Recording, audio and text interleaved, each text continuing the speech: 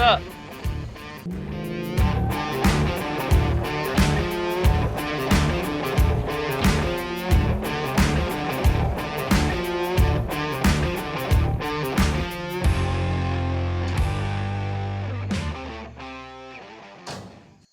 What's up, guys? Welcome back to another episode of Rustomod. I know in the last few months I haven't been posting a whole lot, trying to get some things behind the scenes wrapped up so we can move forward with a lot of these projects. Now, you guys know all of our awesome builds that we normally do, like the Rambler station wagon we built, the all-wheel drive C10, and our Willys wagon that we just completed. We do a lot of awesome builds, and a lot of those builds are done at an awesome shop that I actually work at. And it's a really awesome place to do different kinds of engineering design. We have water jets, CNC machines, everything like that that makes our builds really cool. And I'm really excited to keep doing those kinds of builds. But we do a lot of other builds that don't necessarily utilize all the machinery that we have at that shop. And we do a lot of will it run videos, kind of like this F100 you see here behind me. We do a lot of different kind of mini builds, like the Corvette that we got running a few months ago. We got Patrick's Beetle that we're doing, the Nova project that we got going on, and it's really awesome to have the facilities to be able to do that kind of stuff. But that shop that we normally film those videos at is actually not an automotive restoration shop and doesn't normally do automotive things. We actually just do the car stuff on the side, and a lot of guys asked if we do that stuff for a living, and we really don't. It's actually more just hobby stuff. We actually do this stuff after hours on weekends and stuff like that, and decided to film it and put it up on YouTube. And so I've been looking for a place that we can do basically all the small projects in-house. So that way we don't have to move stuff out of everybody's way. We can have our own place where we can do Rustomod content. Now, don't worry, we are still going to be doing all the big builds at that shop, just like the F-250 behind me and a bunch of other projects that we have coming up. But I've been working behind the scenes to get a shop where we can do all of this kind of smaller builds in-house and do it all under our own roof. So I'm super excited to show you guys our new Rustomod shop.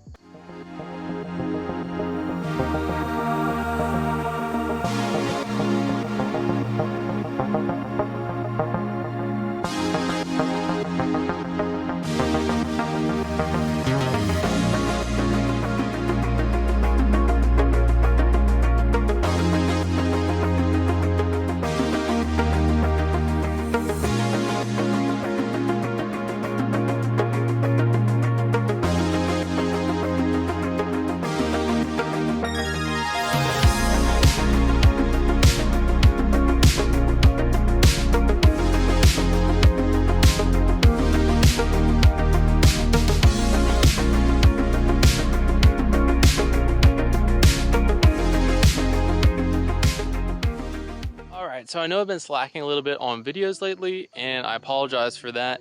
I've actually just been working here behind the scenes. Now, the shop that I actually got is attached to a house that I just bought, and we've been redoing the whole interior of it, and I've been working on that on the weekends.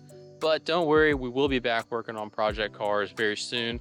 I just have to get this stuff done. Then we can start working on this shop that I'm getting ready to show you guys. But we still have a bunch of builds coming up in the future, so make sure you stay tuned for those. We have a bunch of smaller projects, but then this winter we'll go hard and try to do all these projects that we have ready to go.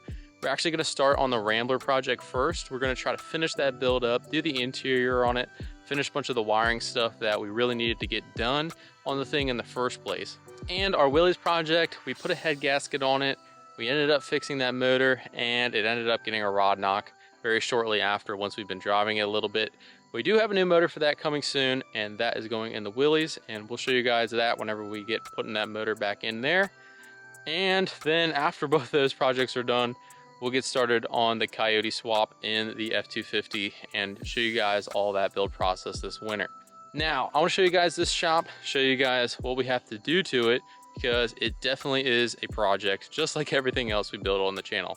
Sorry again, guys, for the long-winded talking video, but I wanted to update you guys on what's been going on. So I purchased a property, and it has this shop on it, and the guy that we bought it from, to be honest, didn't really take very good care of the property, and it was almost, I would say, completely abandoned on quotes. The whole side of this place was all grown up with a bunch of trees and a bunch of leaves and everything else has been taken over. You can see the gutters up there are completely filled with pine needles and stuff. There's a bunch of pine trees around this place and everything has been pretty much neglected. But he was working on a bunch of projects in here and he left a bunch of stuff behind, which is pretty cool. And I'll show you guys that in a minute. But the shop is a 24 by 36 building. I believe that's the right dimensions. And it is a block building. So the first thing that I noticed is they put this one-way little door in here, which kind of sucks because you could definitely fit 2 vehicles inside, but it's going to be kind of a pain because there's a beam that runs across the top of the building, and to extend that door might be a challenge with the way that it is with the blocks. So we might just have to deal with that, but we'll see what we can do in the future by getting vehicles in here. Now, it is a pretty decent sized shop and it has its own power. It's actually set up enough so that you can weld and do a bunch of other fabrication kind of stuff, which I'm looking forward to doing it. It does have the chimney on it, but it doesn't have a furnace or anything like that. It's all been disconnected. Now, it does have a normal car door, but it is tight getting in there. I have had the F-250 and the Corvette in there and it is pretty tight. On this side, there's just a regular door. And then doesn't have AC, but it has an AC unit, which doesn't really do a whole lot. So I'll show you guys the inside. Now the inside of this place, whenever we first looked at it, was completely filled with junk. This guy had a bunch of stuff left over and he actually left all of that stuff here. So we had to clean it out, but we still haven't finished cleaning it out. We're just trying to get the cars in here, trying to finish up some drywall work on the house and do that kind of stuff in here. Once we get the house done, we can go through all of this stuff and clear it out. But this is kind of a good look at the inside of it. I'm sure once we clear all this junk out of here, it'll look much bigger. But I'll show you guys some cool stuff that it came with. It came with this industrial refrigerator, which I have no use for. So that's gonna be sold, but that takes up a lot of room. So once that's gone, it'll be nice and it probably move the car over a little bit. It does have all these racks up here that were built. Not sure if I'm gonna keep those or not. Kind of debating on putting a pallet racks in here so that way I can keep all the tools and everything off the floor, make a workbench out of it, and I'll show you guys all that process whenever we go to do that. All this stuff is probably gonna go up on the pallet racks because I just hate stuff sitting on the floors, sitting around and cluttering. I wanna keep this place organized because we do have limited space to work and it is a pretty decent size once you're inside, but I want to be able to open doors, get around cars and be as open as possible. So that way we can do a bunch of projects in here like the Corvette. That's probably gonna be the first one that we're gonna work on once we get the house done and clean this place out. Now the guy did leave a bunch of stuff here and he actually left this whole rack of like WD-40 and paint and stuff like that. So that's kind of nice. Another really cool thing that he left here was this awesome welding table. So I pushed this table off to the side because it was kind of in the middle of the floor, but it's pretty nice. It's a really big welding table, pretty thick, and we can do a lot of fabrication stuff on here because this place is wired so we can hook a welder up to it and we can do a bunch of small fabrication projects in here and it'll be pretty nice. I'm pretty sure we're gonna do Patrick's Nova in here, try to get that thing welded up because the whole front frame of that car needs to be completely welded. So we're gonna knock that off once we get in here. I want to upgrade the lighting. As you can see, he just has some janky LEDs and stuff like that in here. Want to upgrade all that stuff, paint the walls.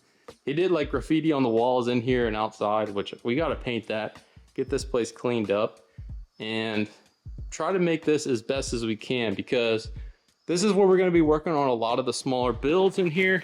And I want to make it as efficient as possible. This stuff, I want to utilize a lot of the stuff that we have at the big shop and utilize that in here. Like the pallet racks, keeping things organized and stuff like that. So stay tuned because I'm going to be redoing this whole place and I'm going to show you guys how we do it and our best way to kind of organize a small space like this. I've seen a lot of guys work out of their garages and I want to try to implement a lot of stuff working from a big shop like that to a smaller garage like this. Show you guys some tricks that you can do to kind of utilize the floor space as best you can. Now I am going to try to look for some lifts that can go in here. We do have tall enough ceilings, but it is tight with that door being so small. So kind of looking at 4-post lifts, because ones you can roll around and stuff like that. 2-post lifts might be kind of stuck, and you try to put a car on a 2-post lift and pull it in and out might be really tight. So we'll have to see what we do with lifts in here. Now we do have a 2-post lift at the big shop that we can use, and obviously we can use that for pulling cabs off trucks and doing a bunch of frame kind of stuff.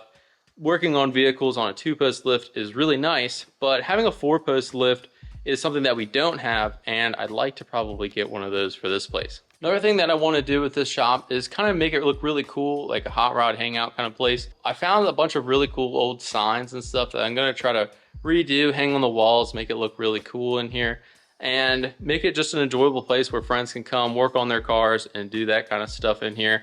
Really excited that we get our own space that we can do stuff, because when we work at the big shop, we have to take everything back out. We lose parts, stuff like that. We can keep this place really organized, have all the parts to the vehicles in here, and then we can go through, assemble all the stuff on the vehicle, and then knock it out really quick. I can work here pretty much anytime. So it really helps with YouTube and doing the projects at a reasonable manner, because as you guys know, when you get a lot of project cars, it's kind of hectic. So whenever you don't have to stop, clean stuff up, and then go back to what you're doing a few weeks later, you lose track of where you're at, and it's really hard to make progress because you spend half the time trying to look for parts and tools and stuff that you don't know where they went because you worked on it so long ago.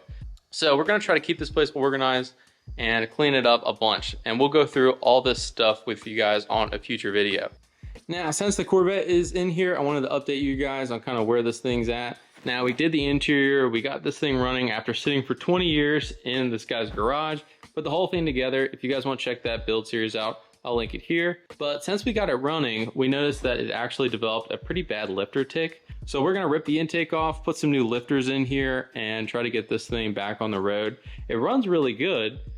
We just have to do the lifters, and this thing should be pretty much complete. We have to do some interior pieces, like do the radio, do some other stuff like that. And we're gonna try to swap these headlights to the electric style that come up and down, kind of like a C4.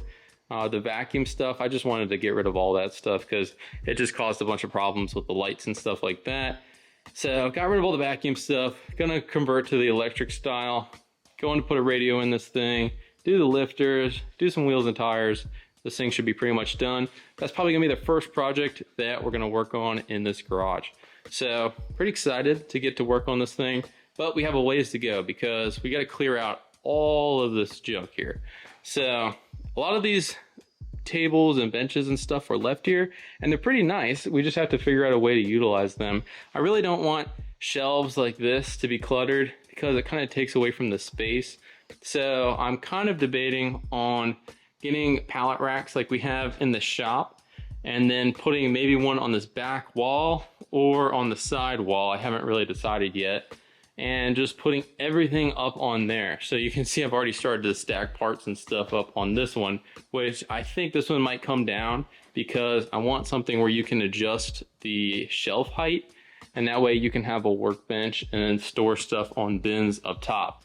Now the garage does have a loft upstairs that you can get into, and we can store stuff up there, but it's kind of hard to get to. You have to get the ladder down and everything like that. So I don't know if we'll be able to really store big stuff up there, but small bins and stuff like that we can keep upstairs out of the way so it's not taking up the floor space. But that's pretty much a good look at the inside of the shop here. So pretty excited to get to work on some projects in here and knock out some really cool builds for you guys. Really excited to have my own place where we can do this kind of stuff. Now outside here, we do actually have 2.5 acres. We could put plenty of projects. Not that I need any more projects, but we do get some big stuff, and it's nice to be able to store everything outside. I do want to try to make something where everything doesn't have to be stored outside, but for right now, at least I have the room. We do have to keep everything at the shop, and sometimes it gets in the way. So it's nice to bring everything here out of the way. The F-250 is just sitting here chilling because it's waiting for the Rambler and the Willys to be done. If you guys don't know, we're actually putting this on a 79 F-250 Highboy chassis, and we're going to swap a Coyote 5-liter into it. And this thing's going to be really fun, and we'll get to that very soon. This F100 here, me and Lance actually got. I'll film another video on it when we picked it up and everything like that. But it's a really, really cool truck. It's from Iowa. It has the original paint on it. It's a 6-cylinder, 2-wheel drive, long bed truck. Has a really cool Winnebago cap on the back of it. So this thing you'll see in a future episode. But we're gonna get this thing up, running and driving once again, since it's been off the road for many years. And this Silverado here is just a parts truck. It does have a 2-wheel drive 4L60 in it and a 4.8 LS. Might put that in a project one day, probably put it on the shelf. At least we have it. It's a very cheap truck. Probably part that thing out like you've seen in our how to swap an LS for free videos. Just wanted to update you on the new shop, what I've been doing behind the scenes and the process of everything like that. I do have a bunch of stuff happening at the big shop where we do have a bunch of big builds coming, so you don't want to miss that. And I'll try to update you guys as much as I can on the progress of the shop. I do want to go through the whole thing of clearing it out, finding all the cool stuff that's in there still, and organizing everything, and then get to work in there. And you guys will see that on a future episode of Rustomod. So make sure you like, comment, and subscribe so you can stay up to date on all the future episodes that we have, all the awesome builds that we're doing. Make sure you also follow us on Instagram, TikTok, and Facebook. Not a lot of guys kind of know that we have that kind of stuff. So we always update those pretty regularly. And if you guys want to stay up to date, I'll link those here. But that's going to do it for this episode. Make sure you like, comment, subscribe, and we'll see you guys on the next episode. Thanks for watching.